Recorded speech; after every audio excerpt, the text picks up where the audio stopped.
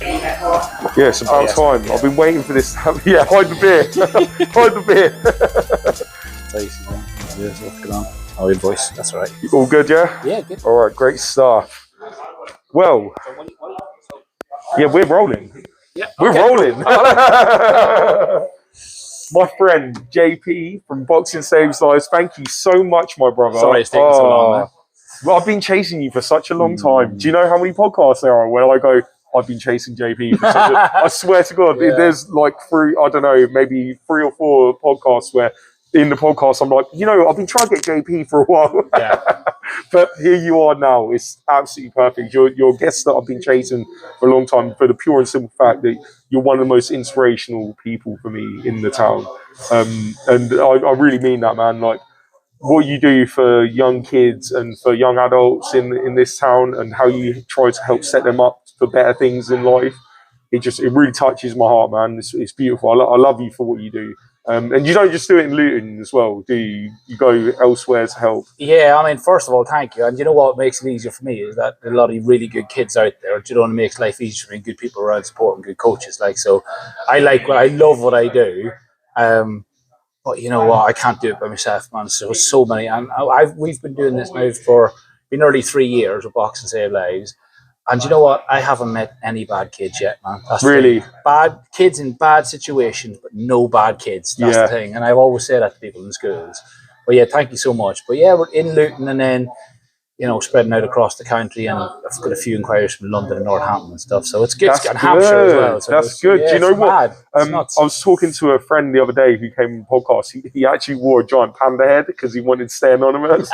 But he was talking to me and saying that, something what I do a lot is I just kind of focus on that Luton's the place that's got all the bad stuff and that Luton needs the help. And the truth is there's a lot of towns that are actually quite like Luton that could do with people like you to come and to help them. And it's so good to know that you're spreading your tentacles out there and getting out to more people and helping them. And, it can only do good things because I know through talking to you and talking to people that know you as well, you're so highly thought of, firstly. Like, I can honestly say that whenever I say your name to anybody, they just light up. They absolutely light up. And it's like then they've got their own story of a connection with you. And it's beautiful to hear like how you've helped people in the past and just who you are as a person, man. It's really good. Is he trying to make me cry on this podcast? That's really good to hear. But I always just find I just take one day at a time what we're doing. Do you know what I mean? And I say to people when it comes to Luton is that Luton doesn't own the copyright and problems. What we can copyright and how we can fix problems. Do you know what I mean? We're not the only town. Oxford has problems. Manchester has problems. Birmingham has problems. There are villages in the Cotswolds that have problems. We don't haven't invented problems. All we can do is invent our way to fix them. Yeah, that's all we can do. I love what we do. When I first started out Boxing Save Lives, and this is just before lockdown, the week before lockdown, I thought what I was going to do was commandeer some boxing coaches. Okay, start working with these young kids one-to-one, especially the ones who may be really vulnerable. So I think a lot of people's thoughts when lockdown happened was that a lot of kids would be at home, and their kids would be home and they'd be safe. But actually, lots of kids don't want to be at home because home isn't a safe place to be. Yeah. So the idea there was that we could start working on them one-to-one. And that's what I did. I got in contact with a couple of coaches to begin with, Tried to find a way. There's a lot of ducking and diving because boxing gyms ended up being one of the last places that opened when all the restrictions, you remember the tiers and the restrictions and all that, right? When those came down, boxing gyms were one of the last places to open. So there was a lot of stuff trying to work in parks and stuff because these kids' problems didn't stop during lockdown. Yeah. Do you know what I mean? If anything, and I said about this last year, 2 years ago, was that these problems, there's going to be a mental health crisis at the end of this, whenever that end is. And that's how it's turning out now. So we started working with these kids one-to-one. And what I happened to do is I went down to one of the local boxing gyms to speak to them and ask them about having a coach there. And I spoke to a lady called Claire Dagnall at Luton Town Boxing Club. And she said, JP, I work in a local school, Stockton Park Academy. She said, how about you come in there? I've been trying to get boxing there. So I contacted the school and then they took us in. And I'm telling you, I didn't think schools would work because I thought schools, would they really buy into it? So I had to go and sell it to one person at a time. And when I got in there, the minute those pictures went out on social media said we were working in the school with young people, phone, bang, bang, Yeah, bang. yeah. Next, we've got these boys and girls. Can you come in and work with them? And it just went from there. And nobody is more surprised than me how Really? good it's gone. Yeah. So it's great, and that's just kept me going, kept me firing, because these young people, every day is something different with them, and they're all a different human being. Like today, I was working with a young boy in South Luton. He's got so much going on in the background, but you know what he is? He's just a little boy.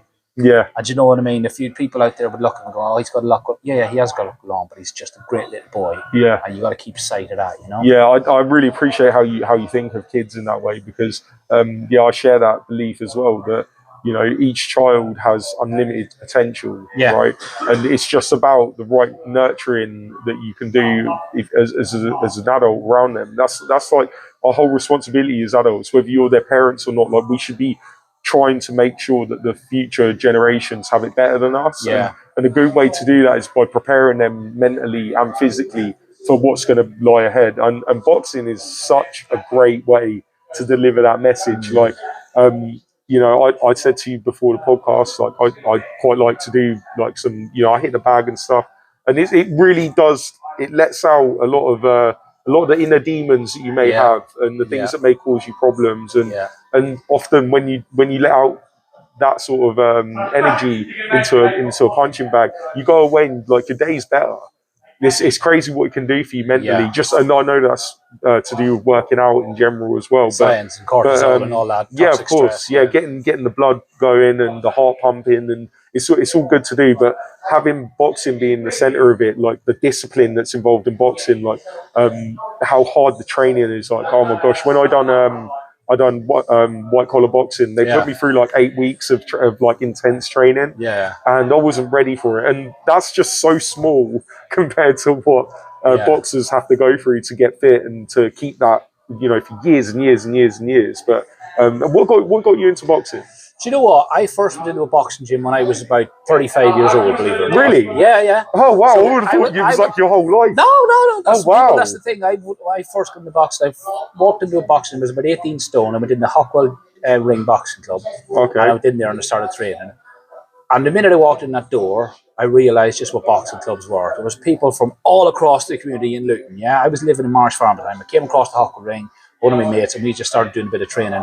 And I could see the effect the coaches had on young people, because I see loads of young lads. Obviously, I was in the adult class. It was about lads about 17 and 18 who were good boxers. And we were all just in together. And everybody was getting stuck in. And it was brilliant. And once I'd seen that, I thought, I was always an armchair boxing fan from way back in the day, staying up at 4 o'clock in the morning watching Face in America and all that old crack. So I'd only ever seen it from a distance. And when I'd seen that, I created a thing called Boxing Luton. So I took a real interest in local boxing then. I set up a Twitter account, I started doing it. And I started contacting boxers. I'd do little interviews, recording them. And then I contacted the local newspaper one day. I was sitting in a pub in Barton le Clay and I had a bit of Dutch courage. So I'll send a quick message to the newspaper. Hey, do you fancy someone writing about boxing? And they messaged back, said, yeah, that'd be brilliant if you could. I was like, oh my God, I'm going to have to start doing stuff. And I thought I said, no, thank you. No, thank you. He wasn't actually ready for that. So that's when I realised how like on a shoestring newspapers are wrong, because you got like the Luton News, you like someone like Mike Simmons or Mark Woods back in the day, there's one person, he's the cricket guy, he's the football guy, he's the boxing guy, you're going to run on that. So somebody coming along and saying to them, I could do some writing for the boxing. Like, yeah, all right then. Yeah, all right. You know what I mean? So I started going to a lot of boxing shows down in York Hall and different places and that, and I started writing the fight reports and stuff like that. And then anytime a boxing, that's so cool. So that's what got me into it as well, and get me informed in the boxing. And to cut a long story short, in about 2019, I was working for a housing association. I've always worked on those kind of jobs, like for local authorities, like helping people who are threat of eviction and stuff like that. So giving them benefits and debt advice. So that's why when I turned up today down at the teachers thing, I'm really in tune with that kind of social justice thing for years. So I was on a course with the housing association I was working for, and I went over to Bushy, and this course, and it was about county lines. And when I heard about what county lines was, I said, hang on a minute, this could be something that we could start using boxing gyms as a place to get these young kids off the street. Yeah. And that's what came out of my head. That was July 2019. And then the following month, I went on holiday with my family, went to the Isle of Wight, and I had a real bad pain in my side. And I was just going, And this is the masculinity nearly killed me, right? Dead will get you this. Yeah. I fought on for about a week, okay? I had a real bad pain in my side. I couldn't sleep at night. There was all these things wrong with me. And on the way back from the Isle of Wight, it was boiling hot outside and I had chills. And my wife says to me, when you get back to Luton, you've got to go to the doctor. She'd be there with me. I said, oh, no, I'll be all right. This is a man, protecting the family, dominating the world. Yeah. When I got back to Luton, we went to the outpatient bit down the street, the walk-in centre. Yeah. And the doctor took him up, he jabbed him around there. He says, you need to go up to the hospital. I got up to the hospital. My appendix had burst. Oh, no way. The appendix was ruptured days before. I had I can't remember what it was called, an abscess cavity. Oh, it my affected me gosh. bowel, ruptured bowel. And the woman was like, I remember waking up and there was a woman at the end of the bed, a consultant looking at me going, oh, no. And I was like, oh, dear God. So, yeah, I almost died then. Oh, flipping hell, man. Yeah. I'm sitting there laughing. And I know, but I can laugh. Like it's funny. I know, but it was. Oh, it is, I can laugh now. But yeah. I was like, Jesus, I almost lost my life then. And I was like, what? I think I was sitting there then. I said, I need to start making more of what I'm doing. I really need to start doing something. So a couple of months later, I got myself back a drop and I wrote about county lines and I wrote about how boxing could make a difference. And I'd already been chatting to a guy called Liam Conroy. Now, Linus Shadofia told you about Liam Conroy before when you did your interview with him, who works over in Dunstable. So Liam, and we'd always be talking about doing stuff. And then we met with this lady called Kimberly Lamb, who runs the Violence and Exploitation I know Kimberly, yeah. She runs the Vera, and she told me what they do. And then within a couple of weeks of that happening, that's when I set up Boxing Saves Lives, because I thought their vision of, trying to fix the cause, not just the symptoms of things like violence and county lines, getting it right back to the beginning, and actually starting to fix things before it gets too far down the line. Makes so much sense. So and that's when I set up Boxing Save Lives and went from there. And then lockdown happened and it just exploded. It exploded from there. Man, it's just such a good idea. I love that you took it to parks, and that just gives you such a like one less restriction on being able to actually do the thing that you want to do. Because if you have to rely on a building during the COVID times, like, man, it's impossible. You would not have got off the ground. No, that's true. So for you to just use that ingenuity that you have and go, okay, I'm going to do it in a park, and man, it just worked. It worked so well. And obviously you've moved on. You're doing it in buildings, like in schools, and look, all this stuff. It's just crazy, man. You've come so far. You really have. It's been really, really cool to watch your journey. Oh, thank you. And a lot of it during lockdown as well is like Zoom calls, making contact with people who run in different organisations. And it's weird. And then you have 18 months where, like, 18 months where you're talking to people on Zoom, and then you turn up and you meet them in person. They're like, this is like, it's like we've known each other for years. We've never actually stood in front of each other, and that was so brilliant. You're actually going, hello, nice to fist bump, or elbow, shaking hands. Remember that? I think you're all right. There's been some politicians coming out lately who were doing a little bit more than rule breaking. Oh yeah, there's been a couple. Hands were in places they shouldn't. Not just their hands. Yeah, exactly. Very busy though. We know who you are. But yeah, man, you done such a good job then. Oh, and something I wanted to say to you about that I watched over and over and over again was when you met Tyson Fury. Oh, that was incredible. Nuts. Yeah. Did you like actually get to have a chat with him? No, well, what happened was my mate, he works for Frank Warren, right? So he does all the design of the graphics and all the big things you see, like the post-fight posters. He does that. But he is one of the most chilled, calm guys you'll ever meet, So he can get tickets to these boxing matches all the time, but he doesn't. He's not particularly that way inclined all the time. But he said to me at this weekend, do you fancy going to this fight, Fury? I thought, it's down to Spurs Stadium. I thought, new football stadium, see something new, brilliant, let's go. So we went down there, right? So he had media passes. So we went into our little media bit and we sat up, that circle bit around the middle of a stadium. We're sitting there and these journalists sitting around and we're like, this is pretty good. So we're going there. Next thing we thought, let's have a wee wander. And we saw this door sitting open somewhere, right? So we thought, that's it. So the different level the media passes. So we're like looking through this door and we're like, we don't have the right passes for in there. But they were like, come down from Luton, man. He dares, Rodders. He dares. We slipped in through this door. Next thing we're beside this big massive sign, Gypsy King. We're like, oh my gosh, that's his dressing room in there. That's Chisora's dressing room. And then we're like, oh my God, we have to remember this. So next thing, of course, we got turfed out. So we're like, okay, back upstairs. After this fight, we're going to nip down, okay, and we're going to try and get through that door again. This is what's brilliant about all this. This is good about these stories. None of this was planned. Yeah? We're all Luton, aren't we? Ducking and diving. You know what I'm saying? You know what I mean? You've got to take chances, man. Exactly. So after the fight, we slipped down through this door again, and I'm standing here, and I remember the Fury's dressing room's here, and I'm like, brilliant. I can see the boxing rings down. The boxing rings down there, yeah. And he's going to be coming down through the, off the football pitch and all that across and through this door. So I'm standing here with my camera. I've slipped in. I'm waiting. He comes through. Paris Fury's there. John Fury's, Tommy Fury, Joseph Parker. All these guys are there. And next thing he comes through and he heads off that direction. I'm like, oh, you have to. So I'm like trying to find my bearings. Hang on, was I in the wrong place? And 2 minutes later, all you can see, they're all coming back. They've gone the wrong way, and I was like, "Yes!" Oh, no way! So I was standing next to him, got this quick picture. Tyson, quick picture. And to be fair to him, I could see him coming. Yeah. He came along. He's like, he saw me. He's live on BT Sports. When the lad said it was live on the telly, you could see me get the picture.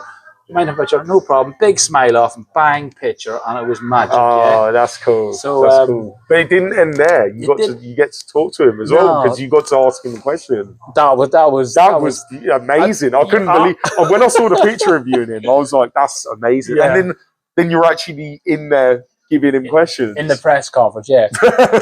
And you know what? The picture came out blurry, and I put it on Twitter, and it was a bit blurry. My mate messaged me back, said, "I've done a bit of that." I said, "How'd you done?" I said, "I've got a Google Pixel 7." Yeah. I'm like, "Oh, okay." Like I almost get one of them phones. So the picture came out lovely. So another bit of duck and dive. He said, "We'll have to go to the press conference. You know, we'll go and do that." And the press conference was very relaxed. It was a bit like a small theatre with loads of boxing press sitting around, but it's quite chill. And I'm going to ask him a question because 10 years before he'd been in Luton, like I asked him, I said he'd been to Luton. They had a big boxing ring in the middle of the Arndale, as it was then. He came in and trained. He was training at Shamrock Gym, and just before that first Chisora fight, So I thought I'd ask him a question. Anything to tie in Luton, just crowbar in Luton. Just put it in there, You were in Luton 10 years ago. I loved it.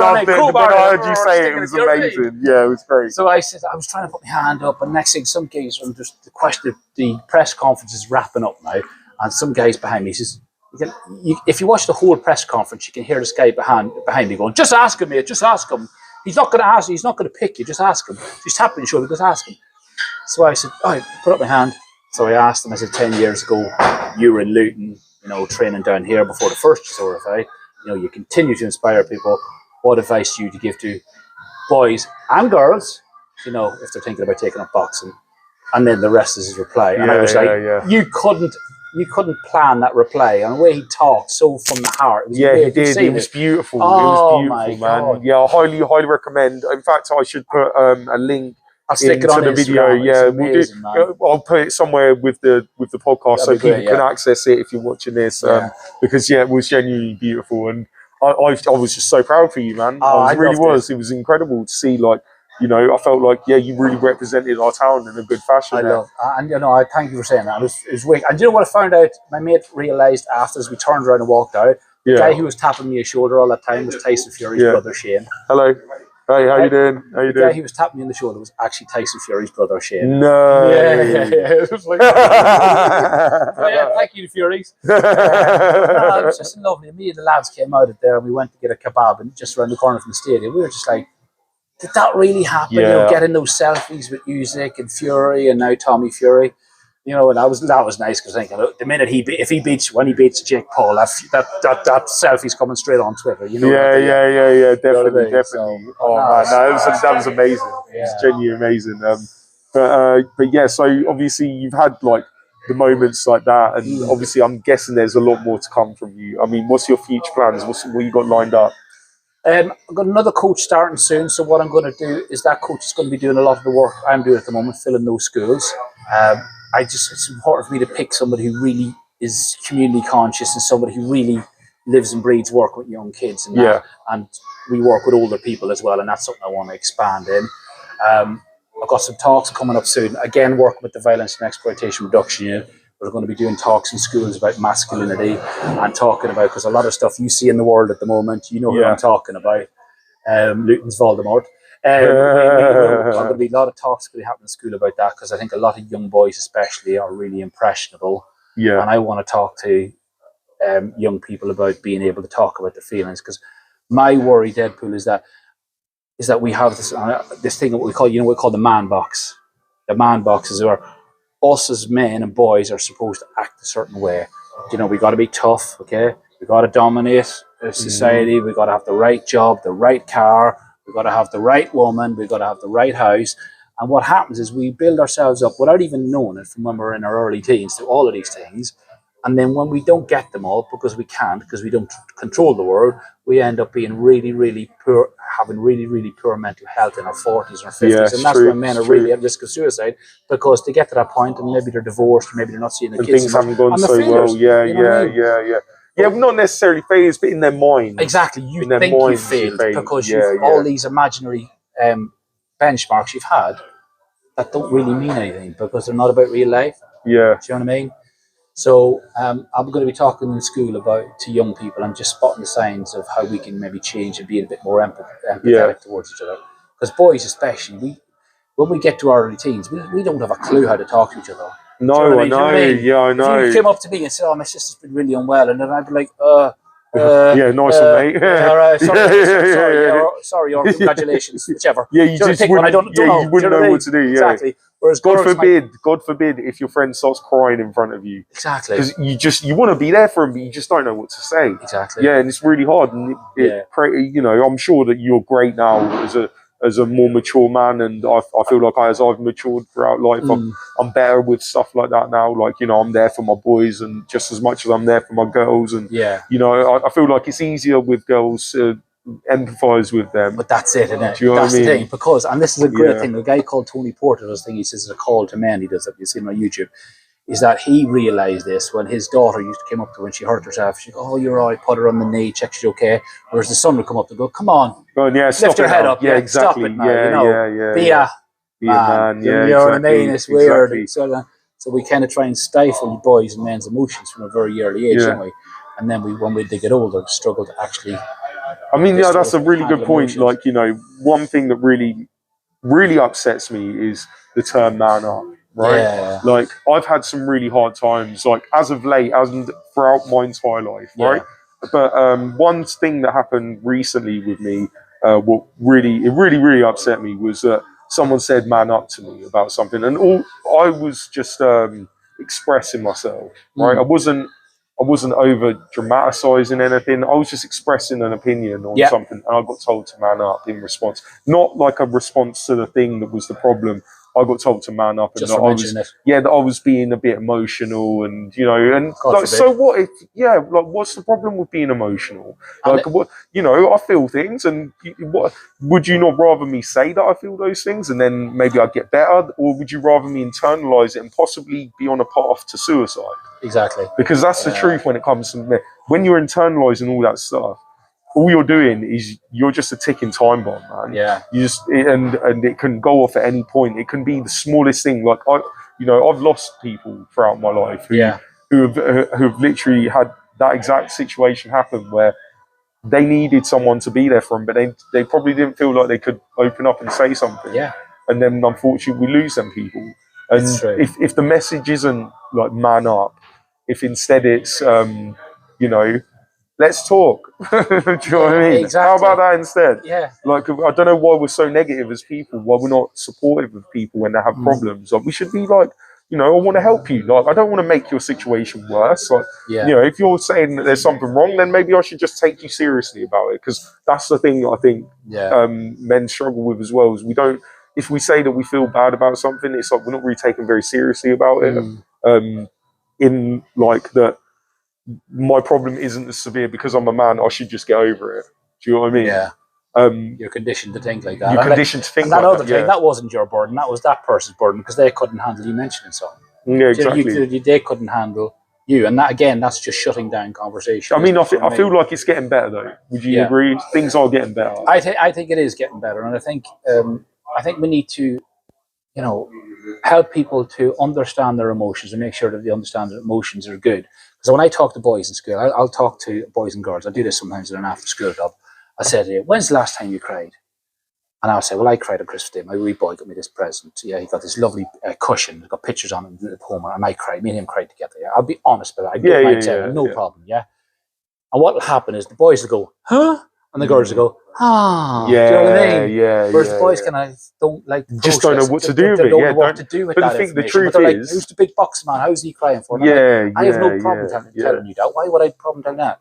Why would I want you to hide your emotions for what?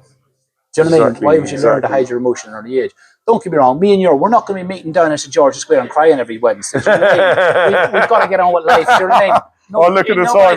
Look at the time. It's time to meet JP down at St. Mary's. We got the tissues. You were bringing tissues this week, weren't you? But, life does go on. But it is just about, seeing those gaps. And, Oh, mate, give me a sec. Let me just check that this is actually still working.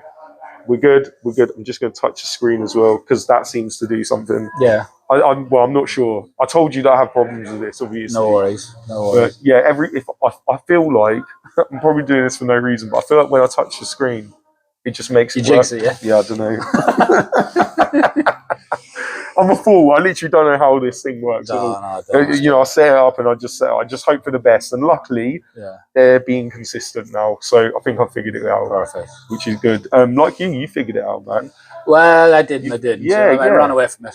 I mean, what would you say? So talking about like the men's health or mental health sort of thing, would you say that maybe like Luton needs more of that, like more attention on that as a thing, and like what would you suggest? Definitely. Well, you know what? There's a guy, I don't know if you know Matty Earls. He works for Active Luton. He's been involved with Hockwell Ring Boxing Club over the years.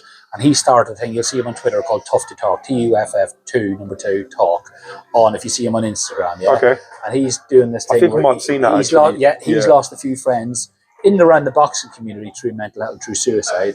And it's a brilliant initiative he's starting now, and it's going to go from strength to strength. But again, it is literally about, just getting men to talk. And again, and this is the bit we need to understand, is that it's just talking. It doesn't mean you have to be pouring your heart out every time. It is literally just talking. And that's the bit we men feel, that we feel like as if, well, hang on a minute, is he going to need me to tell everybody my deepest, darkest secrets? Yeah. Or does he want just a bunch of people to go for a walk on a Saturday and just have a chat? Yeah. Because some men don't get that.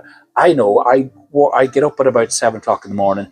I'm going to school, wife's going to school, kids are going to school, get home about 6 o'clock in the evening after doing after school clubs, kids are in bed at 7, then Saturday morning, might do something the weekend, could be still work. Yeah. Where is the time? Yeah, it's you might not come in contact with your buddies. You might be the odd text message. Yeah. Do you know what I mean? So you might not get a chance to talk to other men about things. And do you know what? It's super important. Like I feel like as you know, when you're a young boy and you're around your mates all the time in school, you know, that's just your whole world. Is this big group of boys, and it feels really good to belong to that. Do you know what I mean? And then when you leave school and you've got like your first group of mates that you're going out and about with, and it's just, you've got your band, you've got your gang, and it's like, it's so important to boys to have that, and it really does help you when you've got your band of brothers that you go out and do stuff with. And I think that the way that times have moved on, it used to be like that boys would do a lot more stuff together, and I don't know why nobody. It just doesn't feel like anybody does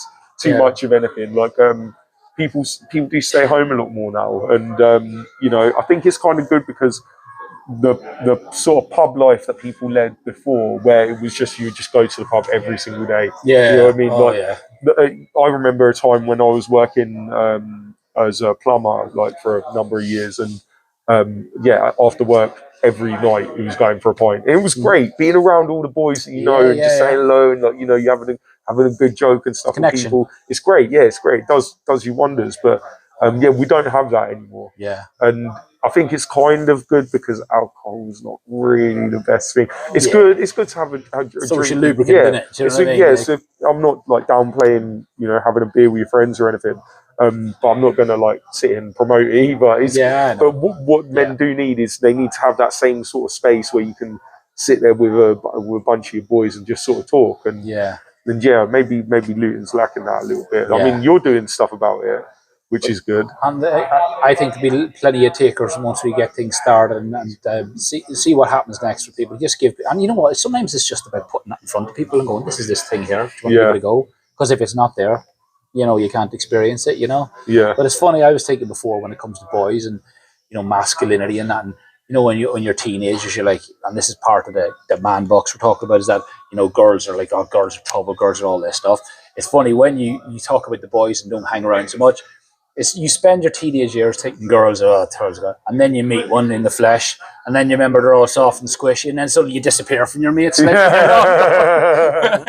it's funny, you spend so much of your thinking, oh yeah, girls, no, not girls, and then suddenly you meet one in the flesh for real, and you have a date, and you're like, see you later, boys. You know? That's good. I mean, that's good because girls are great. You know what I mean? It's so funny actually. Yeah, because that's literally you get to a certain age and then your mates just start all disappearing. They're getting with girls and stuff, girls, and then they're more interested in that than you guys. It's true. That's true, man. But yeah, no, I like what you say about masculinity though as well. That the whole, I think that with, you know, there's a thing nowadays with toxic masculinity, right? Which is totally a thing, so it's a bad thing. I don't like it, like when people are pressuring girls into things, or where they're catcalling at girls, or they're touching on them appropriately, or, you know, just there's so many levels to it, and like different severity of the actions that some men take, and it's disgusting, you know, just to put it out there. So just but you're abhorrent. Right, and that's one thing I'm going to be talking about as well. There'll be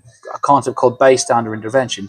And I said this in schools as well when I'm talking to groups of boys and girls. I said, yeah, how many times did you see something like that happen and you knew it was wrong, but you said nothing? Yeah. We've all done that. Yeah, I mean, I'm sure I've said smart things before, trying to be the big I am in front of somebody, said something, and then felt afterwards, or somebody else has done it and you said nothing. Yeah. If you have 10 lads in a group and one of them does that, trying to impress everybody, you could have 8 lads in there who are really uncomfortable, but they don't say anything, exactly. Want to be that group.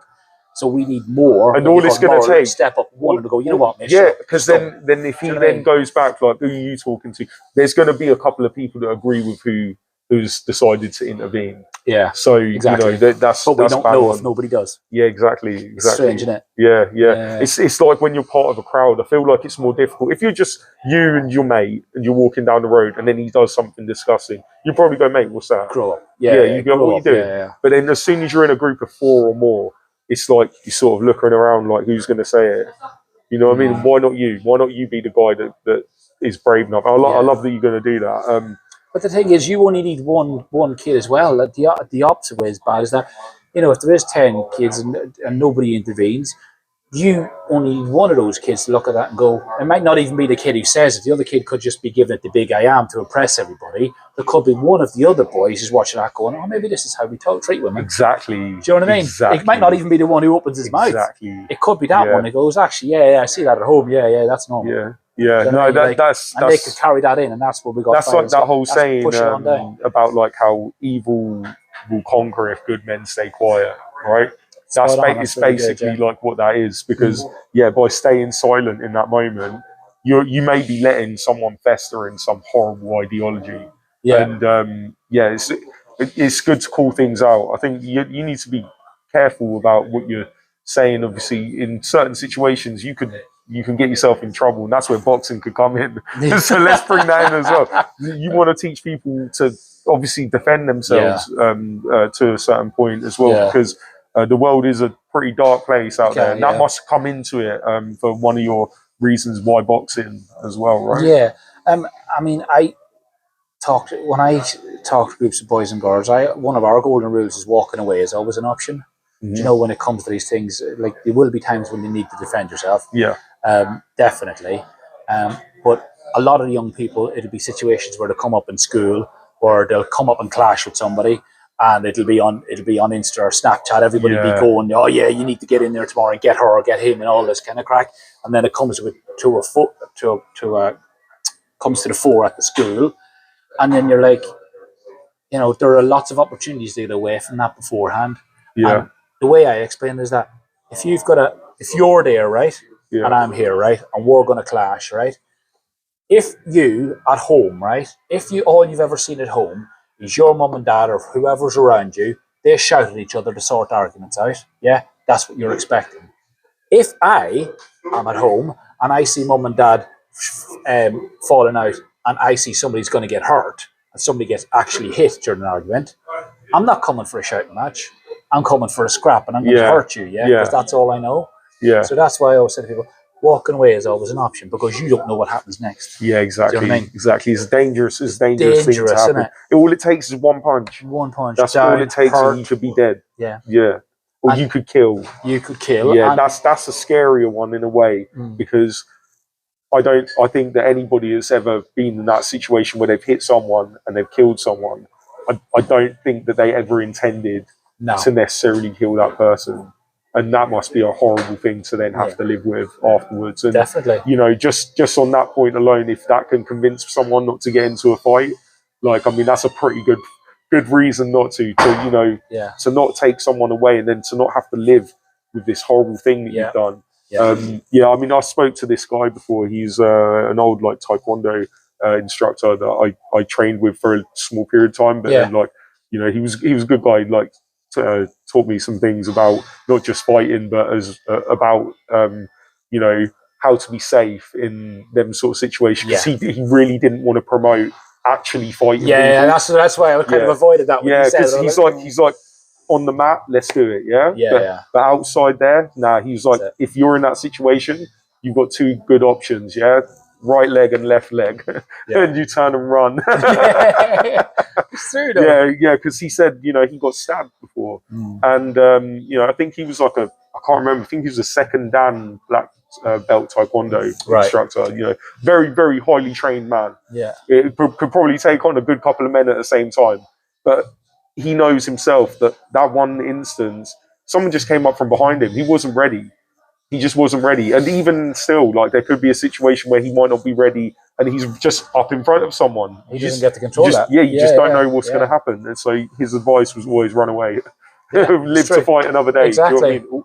Yeah, it's I think the problem I have with a lot of these young people, and this is all the time, is that I always say to them, you know, if you're doing some box training, they're like YouTubers. I said, you're doing a hook shot, and then they're like this here. I said, no. I said, a hook shot is a nice, neat and tidy punch, like this, elbow up like that there, like that, You're not swinging it. I said, because what happens if you miss?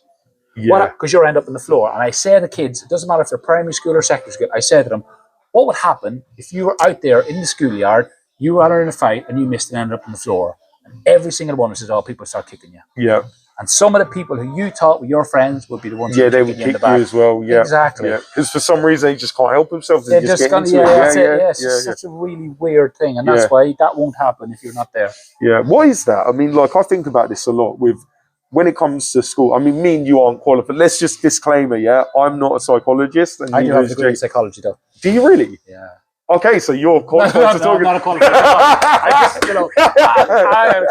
I saw in 2011. I saw my brother-in-law get his qualification from De Montfort in Leicester. He got his business degree. It was graduation. Went to his graduation, and I watched him do that. And I thought, I'd love to get a degree. So then it was around about the time when the fees were changing over, and I did a little course at Open University, and I asked them, and they said, if you come and do your degree now and sign up, we'll give it to you at the old amount. So I ended up doing a 6-year degree part-time because I had a full-time job, and it was in criminology and psychology. Oh, wow. And none of this is planned to do a box and save life. This is how my life plans out. Oh, wow, that's crazy. That's crazy. You just wanted to learn something. Just wanted to learn. Yeah, that's amazing. But, big shout out to learning. I didn't even tell my mommy in Ireland or anything. I didn't know. The only people I knew was my wife and my son and a couple of people for work because I have to duck out for tutorials. So my mum and my brother, nobody knew until I actually rang them and said, oh, by the way, I've got a degree. And they're like, what are you talking about? Actually, that's a good point. Obviously, you're not from Luton originally, hence your accent. So, would you tell the ladies and gentlemen where you're from and what brought you to Luton? Oh, well, so I'm from Ballyshannon in County Donegal, just inside the Republic of Ireland. Ballyshannon is actually the oldest town in Ireland, and it's like on the border with Northern Ireland. So 5 miles this way is into Northern Ireland, a little village called Blake. So I'm from there. I came over, like most Irish people, like my brother was already living here, so I came over to see what was happening, and now it's 23 years later. So, so I just started working, and I've got a family in that here, so that's why I came over to see what was going on. Yeah, you just loved it. Yeah, I was working at Halfords out there. He was like kind of a supervisor manager job at Halfords, the car parts people. And I came over and he got me a part-time job, and then started doing that and started working, started getting used to having money in my pocket. I always worked since I was about 12 anyway, restaurants and garages and stuff. And then I just, here we are now, 23 years later. Oh my gosh, man, that's crazy. That's crazy. Well, So, I'm glad you landed in Luton. Honestly, I love Luton. Here. You know, Luton has never done me any harm. And I say to people from psychology there's this idea, what we call is availability heuristic.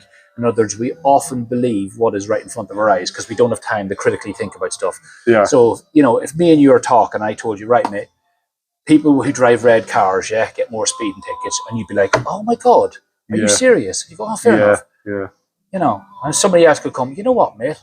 I used to get loads of speeding tickets when I had my red car. I don't get anyone who've got a green car. And you're like, my God, that's true. Now I'm staying away from red cars. You know what I mean? Yeah. But actually, he was a boy racer at 17 when he had a red car.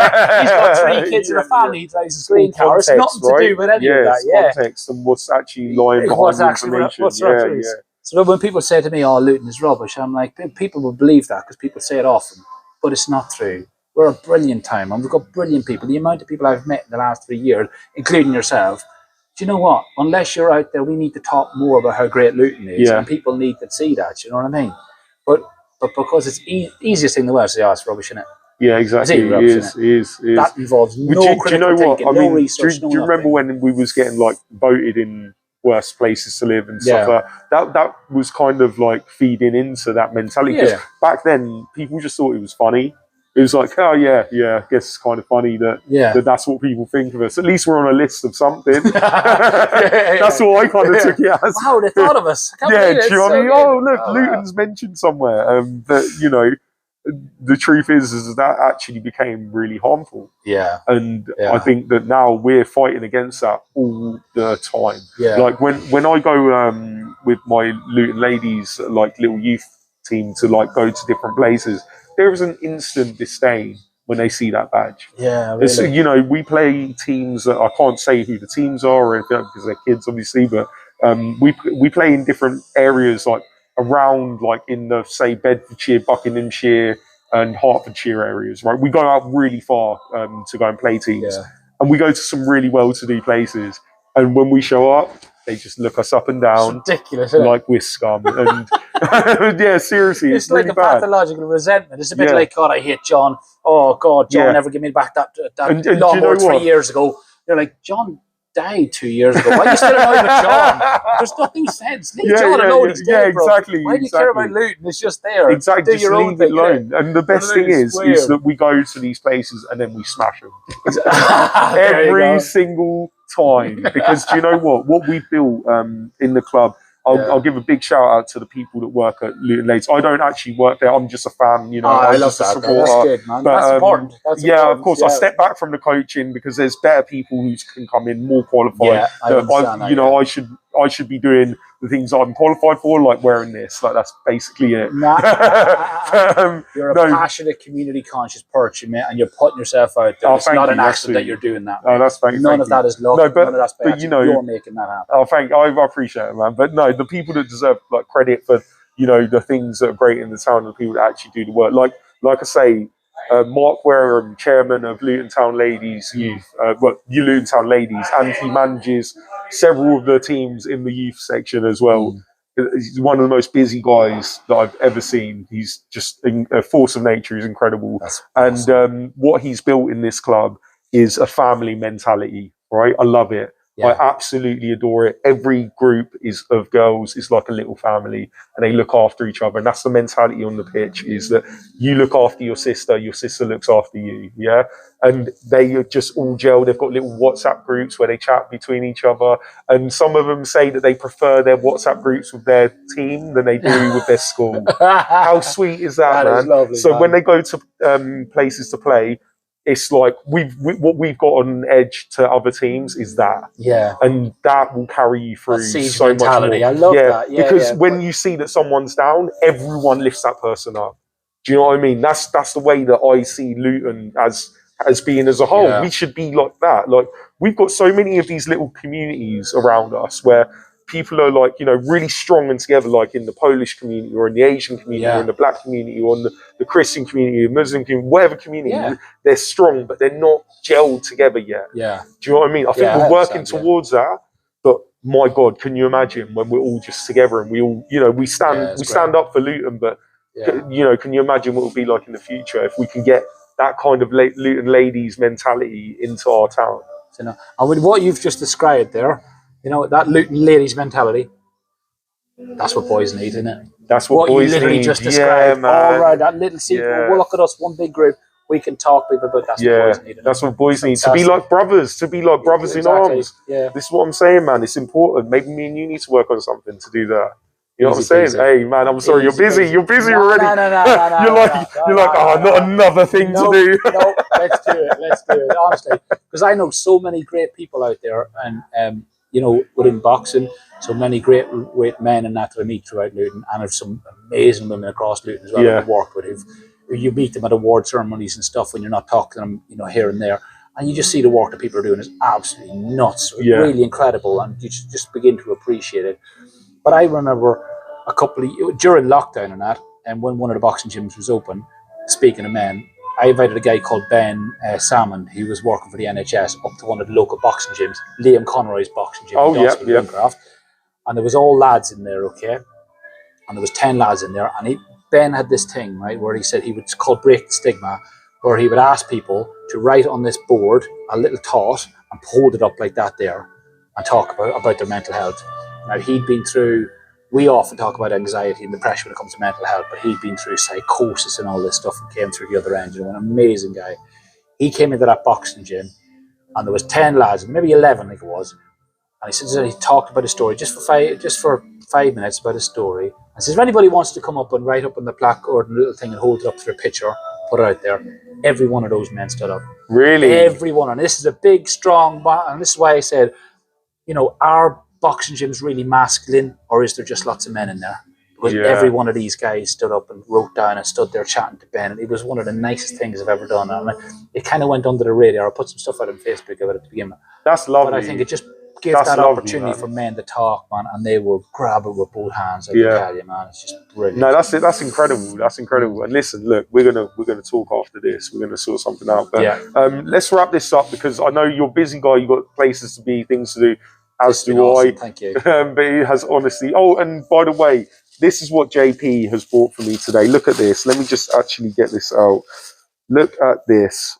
Boxing Saves Life, boxing gloves. What a lovely man. I didn't expect this at all. He just brought this for me. So thank you so much, JP. This is such a nice gift, and I really treasure you as a person. I treasure your friendship, man. You're a good guy, and whatever you need, I'm your guy. Seriously, forever and ever and ever. And you keep doing what you do, man, because you're everywhere. And like I said, these things don't happen by accident. You're really putting yourself out there, and you're really working hard, man, and you're everywhere. And everything you've put over to me, I can hand straight back to you. And people speak so highly of you when I'm in schools talking about, oh, he's brilliant, he's great, isn't he? Awesome there. So you're doing incredible work, man, and I really respect it. So thank you so much, bro. Thank you. Well, man. Keep it going, Hey, I'm looking forward to the future with you, man. It's going to be good. Hey, love you, Luton. Speak soon. Bye. Love you, Luton. I do it all the time. It's like an end of a phone call. No, it's great. No, I said speak to you soon, like an idiot.